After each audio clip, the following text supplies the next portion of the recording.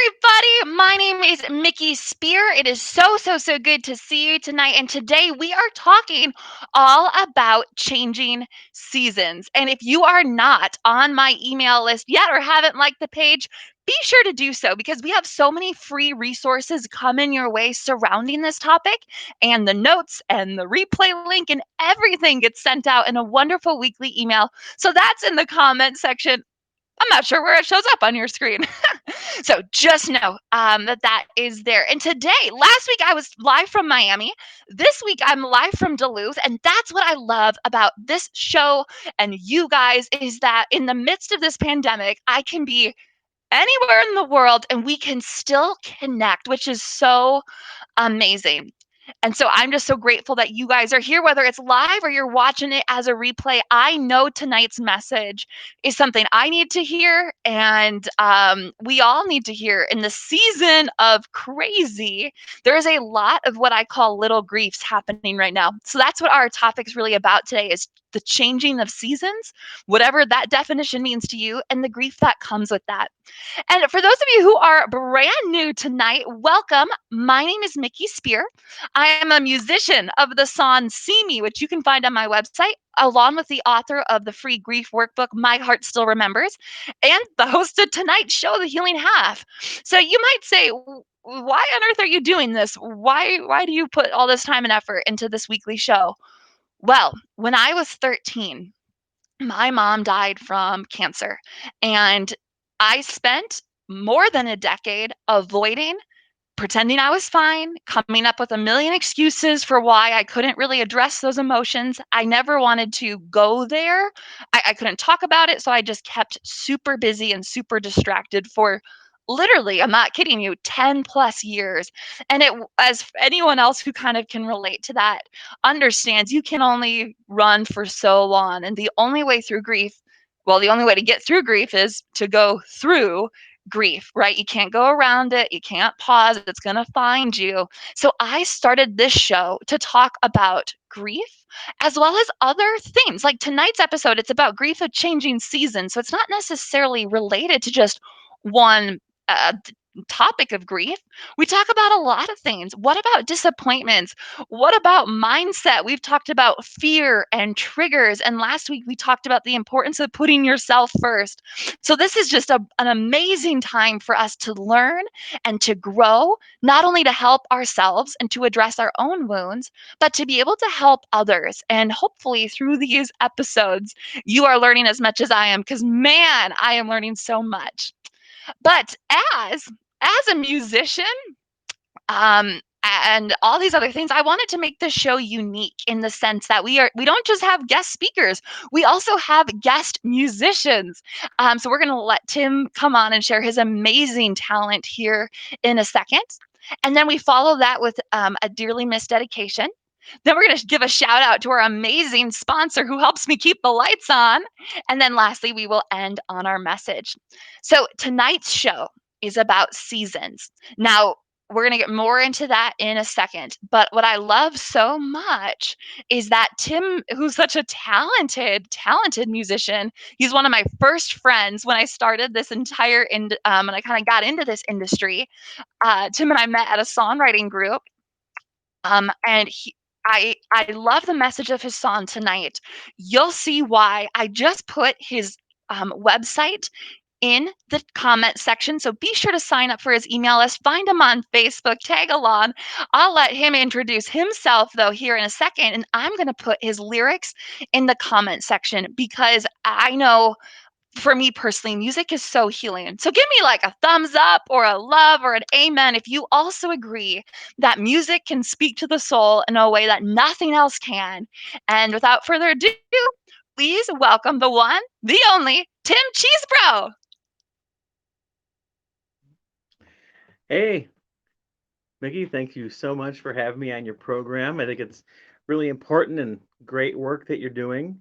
Um, and I agree with you that music is uh, just so important for all of our mental health in so many ways. Um, you know, I haven't gone through a traumatic experience like the one you described, but but for like my battle is around depression.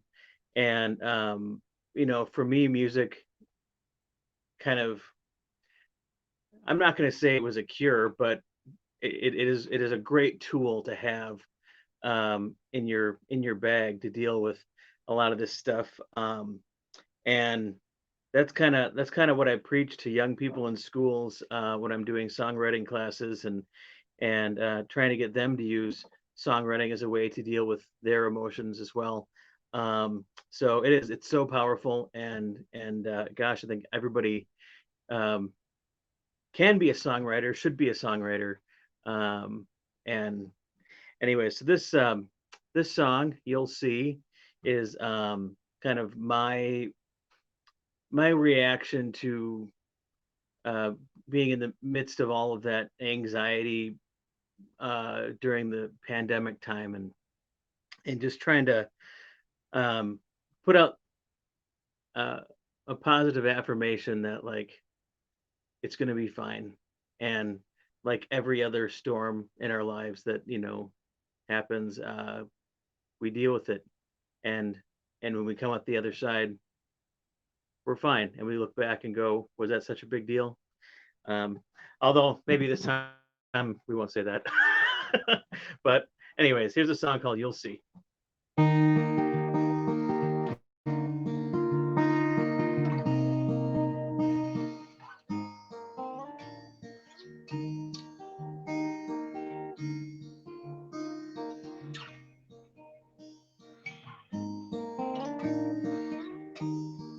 Living in the gray, a time of uncertainty where nothing feels the same, even though so little has changed, and so we breathe. You can hold on to me. Can't stop the storms, but we can wait for calmer seas. Everything'll be just fine, you'll see.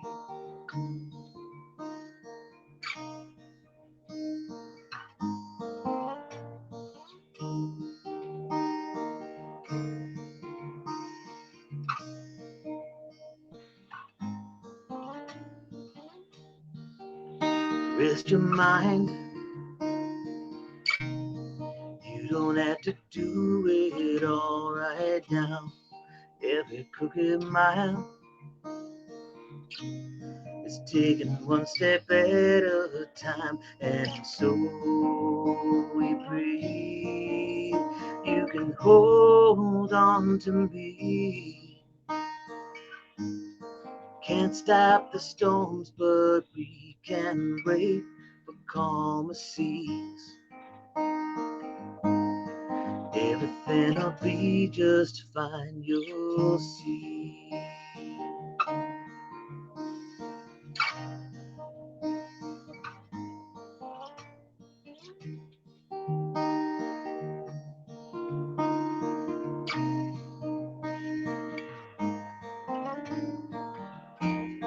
Somewhere in the deep inside lids, we hear a soul singing out. Somewhere in the deep inside lids. Ooh, ooh, ooh,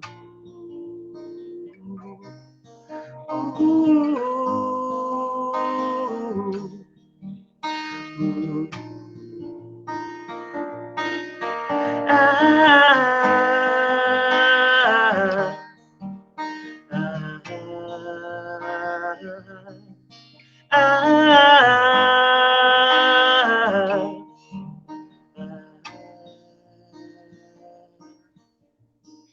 so we breathe. You can hold on to me. Can't stop the storms, but we can wait for calmer seas. Everything'll be just fine, you'll see.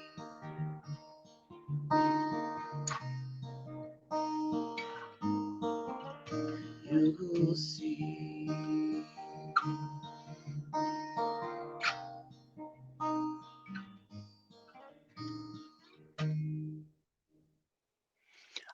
my gosh, Tim, thank you so much.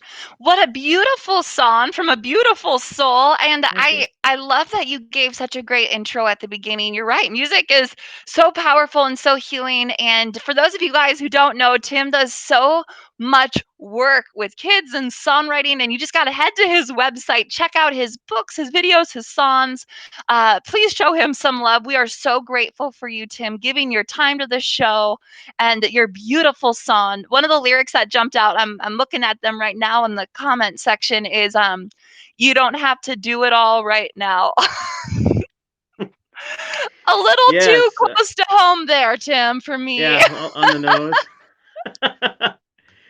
Well, and I wanted to mention too about this particular song, is there is a recording of it, and it was Okay. released earlier this month on an album called Quarantine Dream, which related to kind of the theme of tonight. You were talking about Yeah. your story and your mom, and there's another mom out there. Her name's Jessa Roque, who's a songwriter in the Twin Cities. She was just diagnosed with stage 4 Mm, cancer, and so this Quarantine Dream album is kind of the response from some people in the local music community to help try and raise some money for her.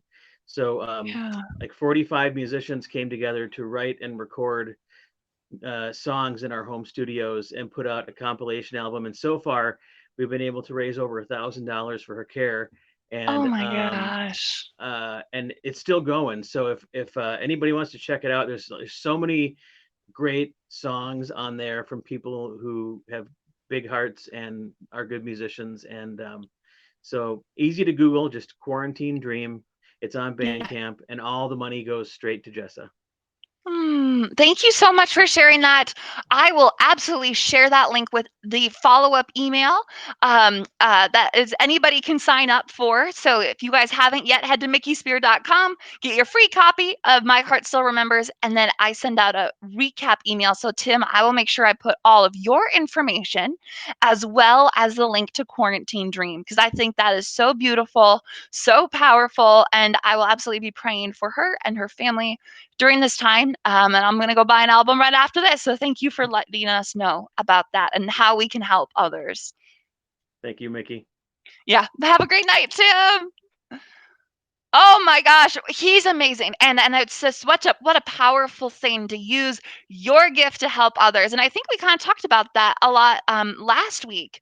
Or like, was it 2 weeks ago? Man, it's all blurring together. Where we talked about what's your unique gifts and how are you using them to help other people. So if you want to check that album out, make sure you sign up for my email list. I'll make sure I send that link out. And then that's a great way for us all to hear some beautiful songs, just like Tim's, on that album, as well as be able to help someone struggling with cancer. Man, I am really excited for that. So, without further ado, we are going to talk to our next section, which is a dearly missed dedication. And I wanted to do a little bit different of a one tonight because this is one that, as like a nation, I think it is possible to kind of experience like massive grief, even if you never personally knew the person. So I just wanted to kind of share the story of the other night. So this is, and I really hope I don't mispronounce this. This is Chadwick Boseman. He was an amazing actor. Probably the biggest role would be Black Panther. Um, and he was an activist and just an amazing human being. And the other day, I was sitting in my room getting ready for the show, typing up my notes, and my husband kind of yells from the living room. He goes, "Oh my gosh, the guy from Black Panther died." And I remember just kind of sitting there and just like looking up from my computer and being like, "What?" Like, no, that's not possible. That's not supposed to happen. This man is in the peak of his career, an amazing actor, activist, millionaire, like touching so many lives with his messages. That's not possible. And so I kind of went into like almost a little bit of shock. I'm not trying to make this about me. And I looked up his story, and it turns out he had colon cancer and died at 43, just like my mom did. And man, I cried for like a solid 10 minutes. Again, not because Not to make this about me, because it's so sad that this man died and left a fiance, or I'm not sure if he was married or if they were just engaged, and his family behind and all his fans. It's just a really humbling reminder at a national level that it doesn't matter if you have all the money in the world. Some things you just cannot control. And I think we absolutely should use his legacy. And that's the whole point of these dedications, right? Is to what are we going to do about this grief? We can just sit with it, or we can do something about it. Let's remember him. Let's watch his movies, of course, and support the causes he believes in if they also align with your beliefs. But also chase your dreams. Go after it. Life is so painfully short. And as much as we like to think we can control things and know if I just do everything right, I'm protected, the unthinkable can happen. So I just wanted to dedicate this episode to him as just kind of a reminder of those hard truths, but also praise God that we don't have to end the conversation there. I firmly believe in heaven and that we will all see each other one day. That He is with God right now, and that's awesome. But it still doesn't make it harder. It doesn't make it easier to wrestle with. So I just wanted to dedicate that. And if you have anybody that you know that you would like me to dedicate an episode to, please reach out. This is an amazing way for us to get to know who shaped your life. Give them space, let their legacy continue on. And that's actually a huge principle I talk about in my Heart Still Remembers, is the importance of continuing to talk about the things that our person who passed away cared about and living out their legacy the best that we can. So, thank you, Chad, so much for your amazing service and your movies. And yeah, I still just can't believe that that's true. It sucks. And it's amazing how grief, again, makes you kind of think about your own grief a lot too, right? Like, sad for him and his family, of course, but then I'm thinking of my mom, and I'm thinking about Brendan and all these other people who lives were cut way too short. And that's what the show is about, right? It's about leaning into that and processing that. So that's our section of Dearly Missed Dedication. And then now I want to also, we're going to transition to our topic of the night, which is grief of changing seasons. And I'm actually in Duluth right now. We're kind of having a little fireside chat feel. And it's beautiful. Lake Superior's like right there. Maybe I'll lift up the camera and show you at the very end. But it's cold. It is like 50 degrees up here, and it is absolutely fall, even if the leaves don't show it. So make no mistake, seasons change. So we're going to talk about that. But I wanted to give a little bit of a kind of a preface to this, and it's just God is amazing.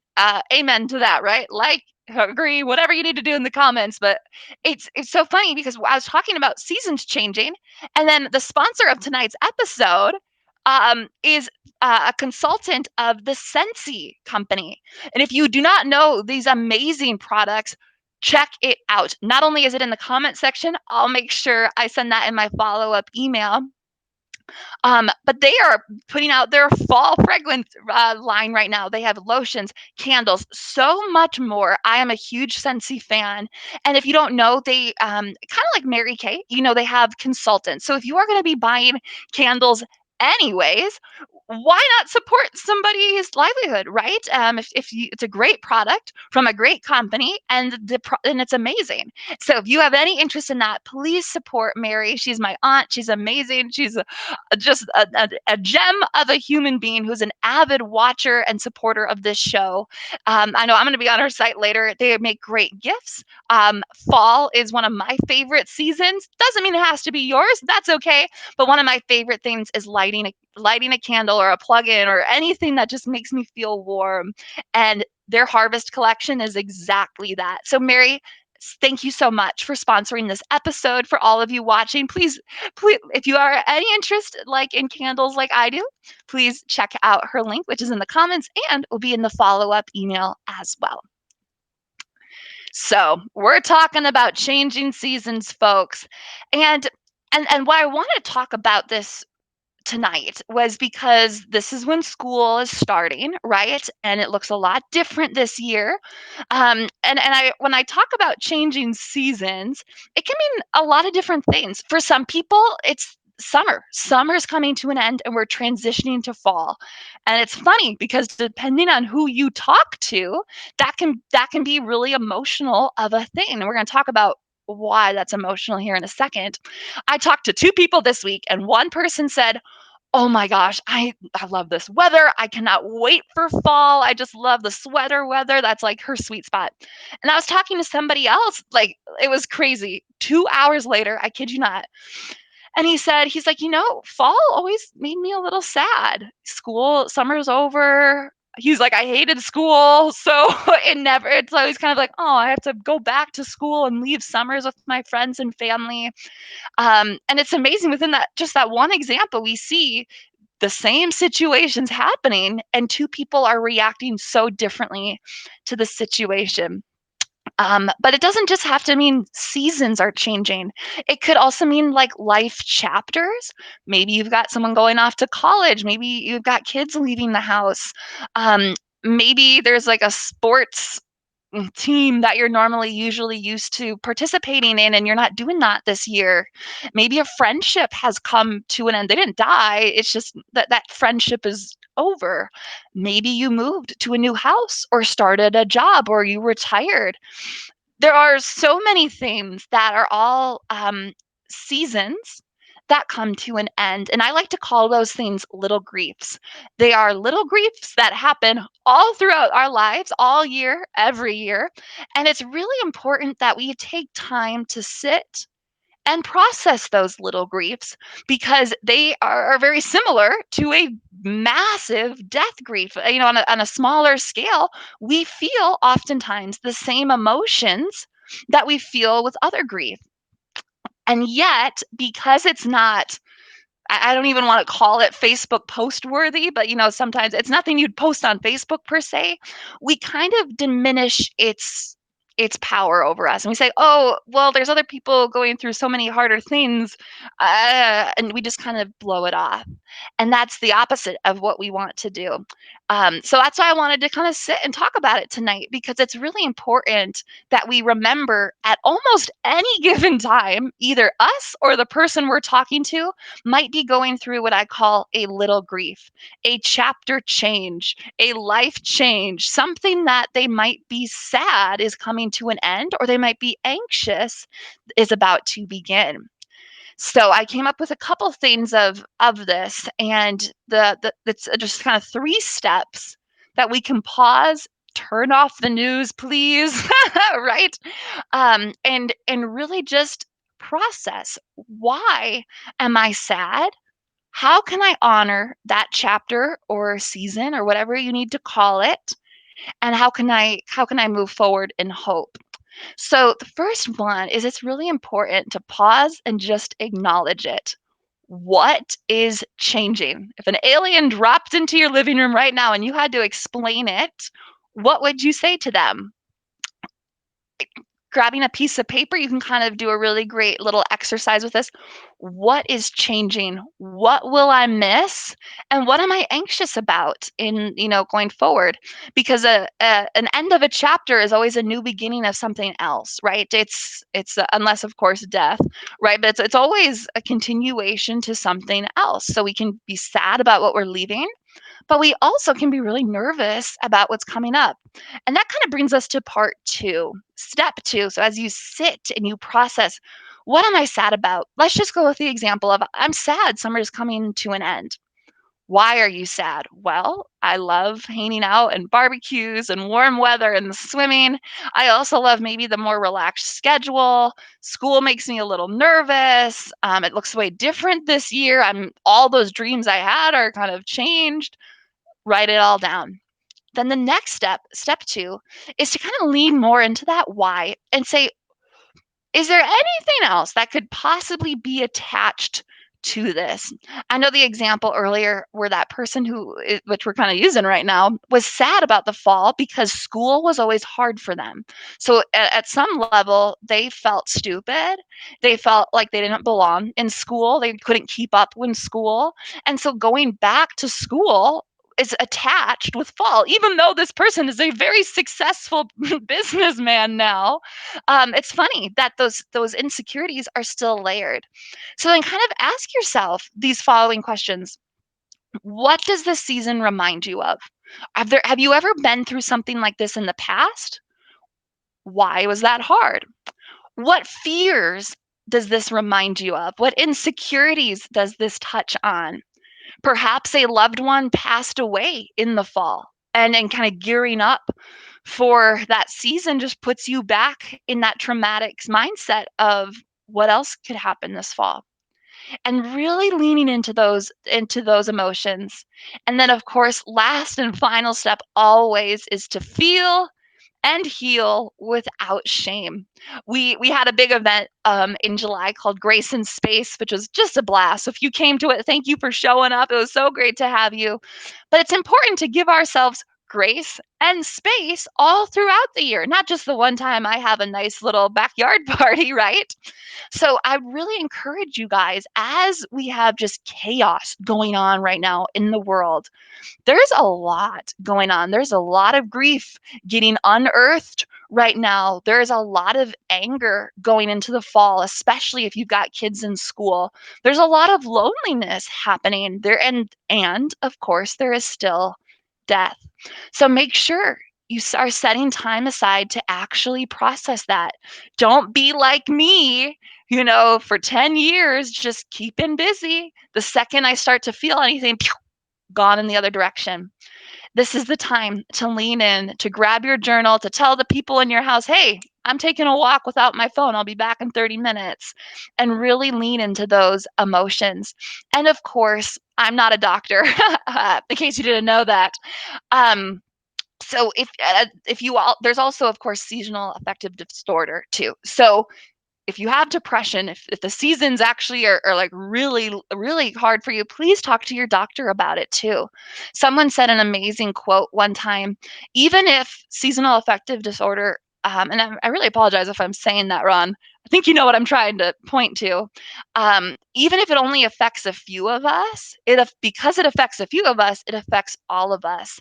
And I know I personally have to have sunshine lights. I have to take more vitamin D in the winter because I miss my sunshine. I really do. And that's a grief within itself, right? Just the end of warmth and sunshine, which is my absolute favorite.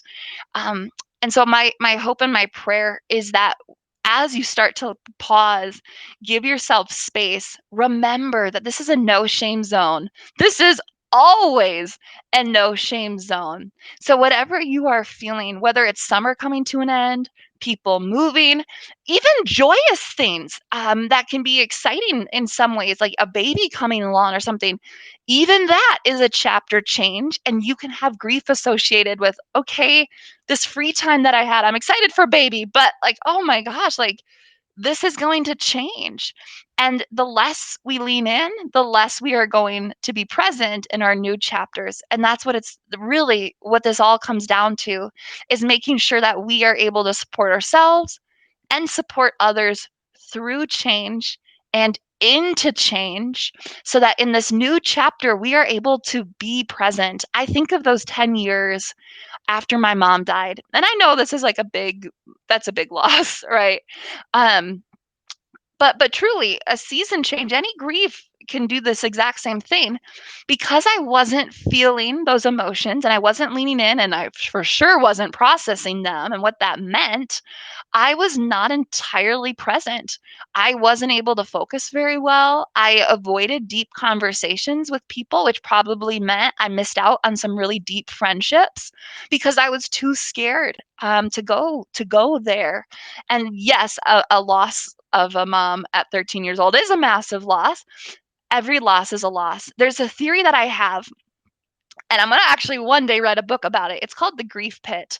And, it's so easy to compare grief, but I like to think of grief as a pit.